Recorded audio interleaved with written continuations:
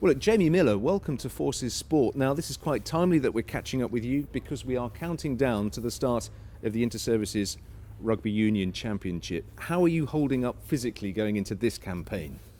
Personally or as a team? Personally. Do you know what, my experience increases, the body is less willing, but no, I'm doing okay. I think this is always it's a tough campaign. It's very physical. We play some really attritional games, and you know, after I think perhaps 2 years off, my body's probably in the best position it's been in for a while. So fingers crossed, I should get through without any major issues. Well, look, the reason I brought that up was because it was an injury that prevented you perhaps, or put you on a different course, because originally you wanted to play professional rugby. In fact, that's how you started out, as a professional rugby player, but then injury came and you changed tack. So talk us through it. What happened?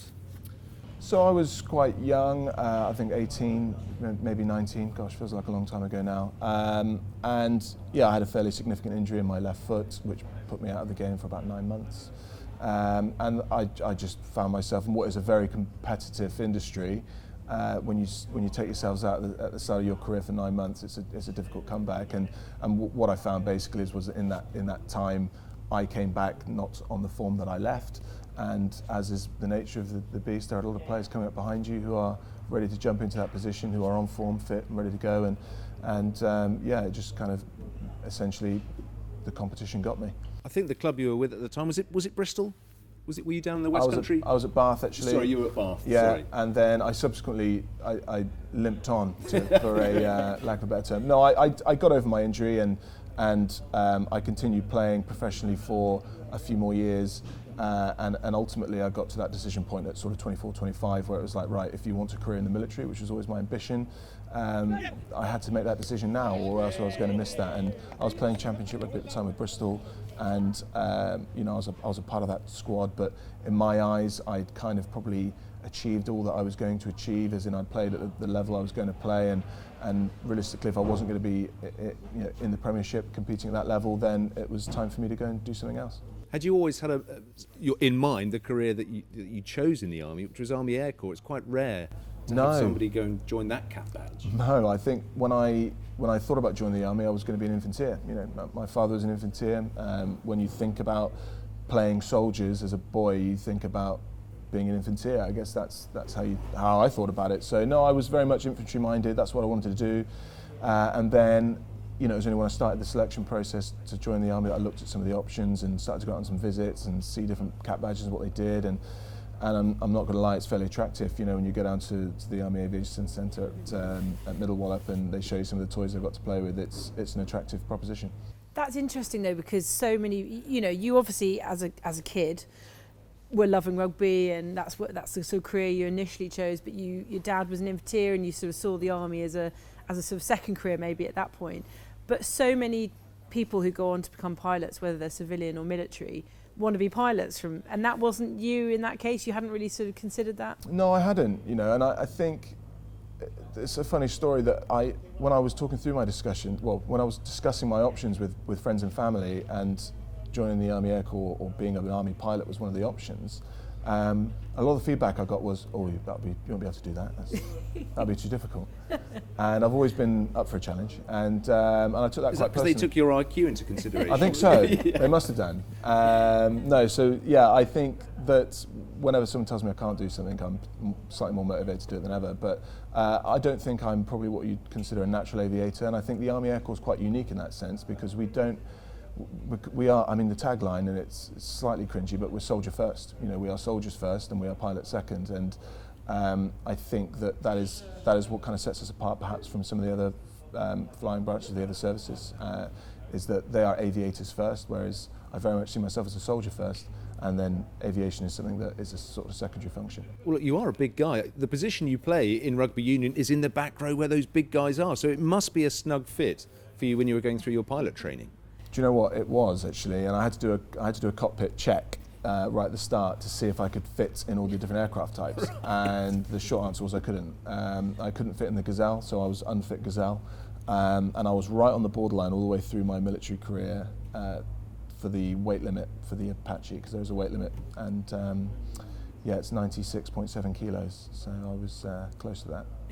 Was there a case then that you had to adjust a lifestyle then to pursue your military career? Definitely. When I stopped playing rugby and I joined the army, I'll never forget. I stopped playing at Bristol and I had to go and do my aircrew medical as a civilian at RAF Cranwell to tick the boxes to essentially be fit to go and do then my army flying grading, which I did as a civilian to see if I was going to be eligible for selection into the Army Air Corps as a pilot. And I had to lose about 12 kilos because I was heavy, way too heavy, above the limit. So I had to go on a bit of a crash diet, get myself down to weight, and then I weighed in at 94 kilos, and that was just under the bar. And then the rest, as they say, is history. But then that's something you've had to maintain because you continued to play rugby, you've continued in your day job. How have you, because naturally, like Jules says, playing in the back row and being that integral character, and it's all about strength and size, I imagine it's a fine balance you've had to tread. Initially very, very fine during training. I didn't play a lot of rugby during training, so I had about a 4-year hiatus where I just didn't play because I couldn't afford the time and equally the risk of getting injured and coming off training, out of pilot training. But so for that period, yes, I did have to manage my weight. Once I got to the front line, there's a bit more pragmatism about what the weight limit means and what the intent of that weight limit is, and what it boiled down to is that weight limit is an operational weight limit. So I wasn't operationally flying, so it ceased to be an issue. But it's always something that's in the back of my mind, or when I was flying certainly, was staying close to the bar anyway. Of course, you went on to become an Apache pilot, which is something that a lot of people dream about. So without giving too much away, what is it like being an Apache pilot? It's a lot of fun. It's a great piece of kit. It's a really capable aircraft, and it's an amazing aircraft to fly. I'm not going to beat around the bush. It's amazing fun. The training pipeline as well is incredible. So just the Army Pilot's course of it, I do recommend it highly to anyone that's ever shown any interest in becoming an Army pilot. Is go and put yourself forward, because it's an amazing course, really well delivered and a lot of fun. I had a great time. I had spent 3 years at the front line, and we did some great exercises, we did some really good deployments, and I had an amazing time. In terms of celebrities on the Apache, you're not the most famous. I think there was another lad, Harry, Prince Harry, of course. Yeah. He definitely brought the headlines to the Apache. Yeah. I mean, did your paths ever cross? No, they didn't. No, he was in my regiment. He served at 3 Regiment, but he was long gone before I got there. I just wonder, if that left any legacy or I don't want to say baggage, that's the wrong word, but because he'd made that aircraft quite famous, did the rest of you following in those footsteps, did you feel any other pressure? Do you know what? I don't think so. I think he was a great role model for the force in that sense, in that it was great to put a bit of spotlight on the Army Air Corps, and particularly the attack helicopter force. But no, I don't think there was any additional pressure. There are so many other incredible role models inside the force that nobody knows about, and probably for good reason, who are, equally people are more interested in emulating are those other role models that just exist within the Corps, that household names in the Army Air Corps and certainly across Watersham and the attack helicopter force that are legends amongst men. So there's so many role models, and of course he's just the most famous of them. You as well, sort of. Come quickly. Yeah, less in the aviation world perhaps, and my peers would probably agree with that. I think, yeah. We've talked already about combining the rugby and the career, and not only have you come back to play Army rugby, you've gone on to captain the side as well. Again, you are still holding down a day job. I know you're not got as many flying hours as you used to have, but because we've spoken to so many Premiership players who are also, but they only 4% of what they do is military anymore because they're on contracts. But you are still maintaining. We know that in Army rugby sense, it is a full-time job being the Army rugby captain, as well as maintaining your job. So, what are the challenges? But do you also think that personality that drove you to be a pilot, drove you to be, an elite rugby player, has helped in that as well? Do you know what? I think I can't actually take that much credit for it. I don't think. I think I have to give all of the credit to what I've been able to achieve whilst at frontline, because my Army rugby career started at the front line when I was at 3 Regiment. It's down to my chain of command, really. and they've always been unbelievable and incredibly supportive, and have given me the flex to do what I do, and that's really what it comes down to. If I'd had a chain of command that was less supportive, I wouldn't be here, I wouldn't be chatting to you, and I wouldn't have achieved what I have. So it really comes down to those individuals, those leaders, and being good leaders, essentially, because I think playing sport is so integral to what the Army is about and what the service is about, not just the Army, but the RAF and the Royal Navy as well. And I think the challenge is for the chain of command to honour that arrangement, that agreement, that understanding that this is what this vocation is about. It's about being able to play sports, go on sports tours, go on adventurous training tours, do expeditions that you otherwise wouldn't be able to do as a civilian. And I think there's a huge responsibility for senior command and the chain of command to support that. The sport of rugby union is right at the heart of the military community. What is it about rugby that lends itself so well to being a serviceman or woman? I think and this is in no way unique to rugby, and I think there's a lot of crossover between lots of different sports, certainly, especially with team sports, but there are so many direct values that you can pull straight out of rugby union and apply to being a good soldier. Teamwork's an obvious one, courage, discipline. I even think there's a sense of morality in being a good sports person in general, and those all transfer direct communication. There's so many. We could sit and list them all day, but they are direct crossovers into being a good soldier, and I think that's why rugby is such a good service sport in that sense. Is that it develops all those good things that we want in our soldiers.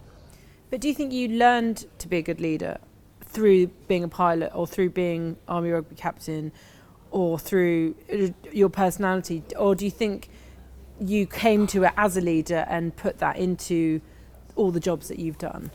So I think, I don't think leadership is a sort of natural quality necessarily. I think it is something that you learn.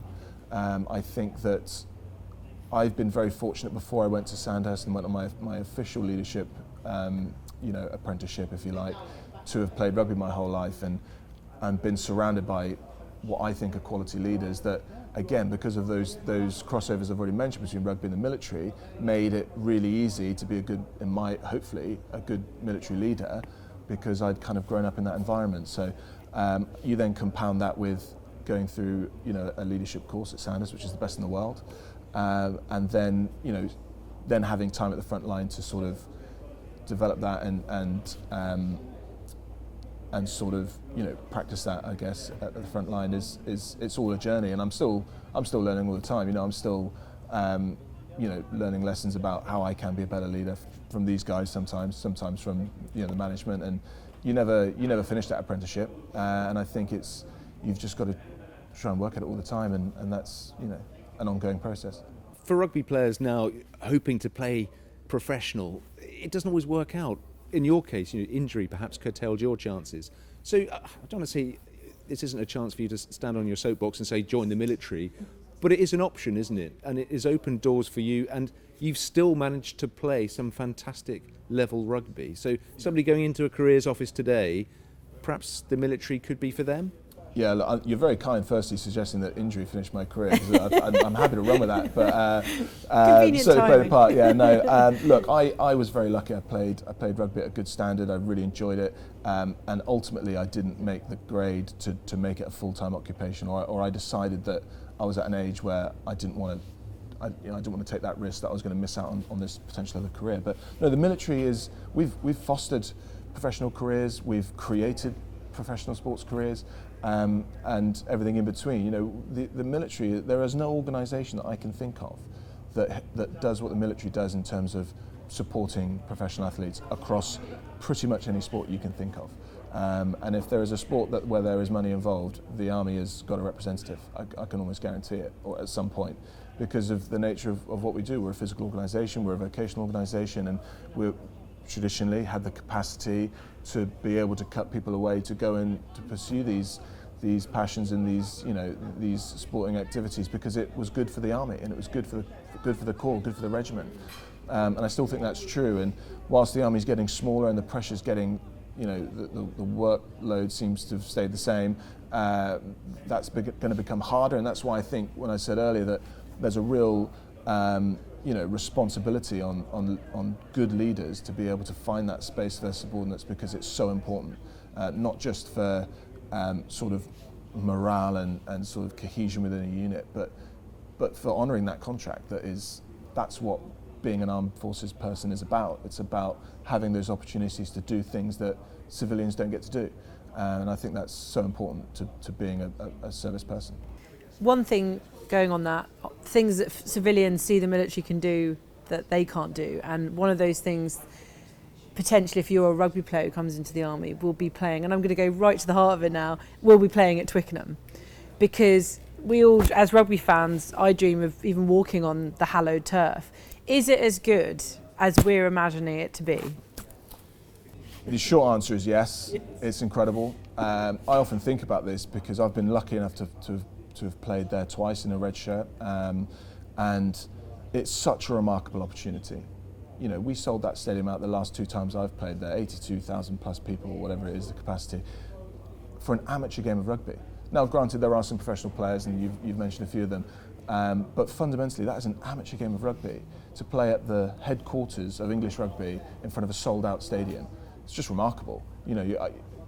It's crazy to think about it. So it's such an unbelievable opportunity. I think that's why everyone in Army rugby, certainly, and I'm sure it's the same for the Royal Navy, get super excited about that opportunity, and walking out at Twickenham in front of a sold-out crowd is remarkable. And the other thing that people often don't think about, and it gets quite emotional, is when you sing the anthem, that I cannot think of another occasion where the whole stadium and both teams are singing the same anthem. So the noise is remarkable, and I think that's quite unique as well. Normally it's obviously half or maybe 60-40, but it's a really, really special day. It's an incredible moment, and it's an itch that once you've started scratching it gets worse, and there's never enough scratching that's going to scratch that itch.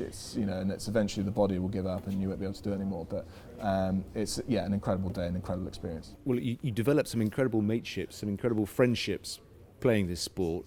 But are there those that you think, oh no, I've got to play against them today? Is there one opponent that sort of fears you with dread, or you think I've got to up my game today? And be it whichever fixture you've played in, Army, Navy, Army, RAF, or even some of the club fixtures you've played in. Do you know what? And this isn't misplaced arrogance or me trying to pull the wool, but there really isn't. I think the really special thing, actually, from my first Army Navy or my first inter-services competition to now, is that players I thought that I had a real kind of, not hatred for, because we don't hate each other, there's always a mutual respect, but kind of real kind of adversarial kind of conflict with, whether it was positional or whatever, I've subsequently played with in a UCAF shirt, and they turn out to be great blokes, and you're like, oh, this is annoying, because I kind of spent myself getting riled up because I thought we had this thing, but you're a really nice guy and we got on really well and we're good friends. Oh, you. Yeah, we hate each other, basically. Yeah, that's probably, so actually I've probably become more fond of some of the players that I play against, where traditionally there was much more of a conflict, whereas now it's like, oh, they're great blokes, we've played together, and it's more of a I suppose a reunion now more than anything, getting to see those guys, and it's a weird one to shake hands and have a chat before the game and then go out and knock lumps out of each other for 80 minutes, but that's rugby, I guess. That's what it's always been about. They do call the Army Navy in particular, but I think now it's becoming broader with the games at Kingsholm with against the RAF. They do call the Army Navy specifically the biggest military union dressed up as a rugby match. But do you think it's? I take your point about the national anthem. Totally true. It's one of the best stadium sort of atmospheres I've ever experienced. But a lot of people aren't there to watch the rugby. They are there for this reunion. But you guys on the pitch, do you realise that, or are you just so focused on the game? Because it's, you're lucky that you've won there. The Royal Navy, for example, haven't won for a while. Do you know what? It's funny because you notice it at the start of the second half. So the first half, everyone's in the stand, everyone's got a pint, everyone's having a great time. The noise is incredible. You come out, you sing the anthem, it's emotional. It's amazing. You kick off, the noise is terrifying. Then you're into the game and it's fine. You're playing, you almost drown it out, you don't notice it. But when you come out for the start of the second half, and half the stadium's empty because they're still in the bar, that's when you start And to the notice. Mexican wave starts. Yeah. So it takes a little bit of time in the second half for everyone to repopulate their seats and come back in. And do you know what?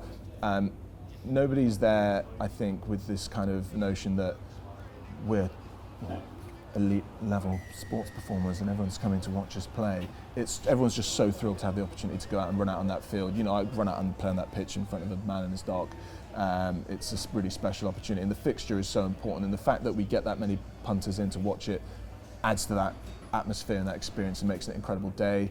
I don't think anyone is too perturbed by the fact that perhaps people are more interested in speaking with their mates and than perhaps they are in the game, but they're there, they've bought a ticket, they're there supporting the game and making some noise hopefully and having a good time, and that I guess is the main thing. I'm amazed they've still got powers of speech by half time, to be honest. Before we finish, a double-barreled question, if I may. Rugby highlight and the best player you've played with or against? Okay, that's a tough one. Should have given me some time to prep an answer for that. So rugby highlight for me has got to be leading the army team out at Twickenham as a skipper in my second inter-services campaign. You know, huge honour. Captaining any team is always a huge honour. Captaining the army team and in that fixture was like another level. So that's definitely rugby highlight. Gosh, I've played against some. I've been very, very lucky. I've played against some amazing people. Played with some amazing people. I think probably the one that kind of stands out in my mind is Carlos Spencer. I played against Northampton Saints. He was quick. Yeah, and he was probably, when I played against him, he was probably towards the end of his career, but he was still a sensational rugby player. And I'll never forget, my proudest moment in that game was that I managed to put a marginally late hit on Carlos Spencer. And he still talks about it. yeah. And I remember thinking, you know, that for me at the time was like, that was a real moment. You know, this is Carlos Spencer. This man's a legend, an all-back legend. And I just remember lying on top of him, having made a fairly dominant tackle, thinking I was a big thing. And then he just kind of reminded me that they just scored in the corner and they beat us 65-3. So that kind of took the edge off. But that was a special day, and there was lots of special players that played in that game. Chris Ashton was playing as well. He scored, I think, 4 tries, which was fairly embarrassing. But yeah, and as I say, I've played against some fantastic players, and trying to pick one, and equally played with some amazing players. So yeah, trying to pick one is tricky, but he'd be up there. And this year's inter-services campaign, after such a lengthy layoff, what are your hopes, aspirations? What are you thinking? So we're always in it to win it. You know, I think, you know, we hold the trophy, I guess, currently still. I mean, I know one's really played for it for 2 years. I'm assuming we've still got it. It's probably in a cabinet somewhere. And look, we're always playing with the mind that we want to go and dominate both fixtures. But we're very aware that, you know, there's been a lot going on in the background, and both teams are obviously trying to develop their game and have got a real thirst to come and take that title from us. And it's whatever has happened the season before means nothing. That's the lovely thing about this competition, because the churn in players is so great that teams change in a season beyond recognition. You know, we think back to the last time we played the RAF at Kingsholm, we put 60 points on them. You go the year before that, they beat us by a point at RAF Holton, and then it almost goes in sort of 2-year cycles. And I think I've worked it out, actually, notwithstanding the 2 years off, I think the RAF are probably due to beat us by a point if you use that theory. So it'll be interesting to see if we can stop the rot there. But no, it's always, you never know what you're going to get, and they're both always fierce competitors, and there's so much passion in this particular competition, which is great, because I think it's such a small 3-team event that there is a real sort of, you know, it's anyone's day on the day. So it's going to be tough. We're not taking anything for granted. You know, we're working very hard, and yeah, we're hoping that we can obviously do a job and keep our hands on that cup. Great. Well, look, thank you very much for joining us, and Very good luck welcome. with everything coming your way. Thank you very It much. won't be Carlos Spencer, but good luck. No, it won't be. I hope not. Thank Cheers. you, Jamie. No worries. Cheers, mate. Thank you very much indeed. Cool. I can't reach. Good luck. Thanks, mate. Cheers.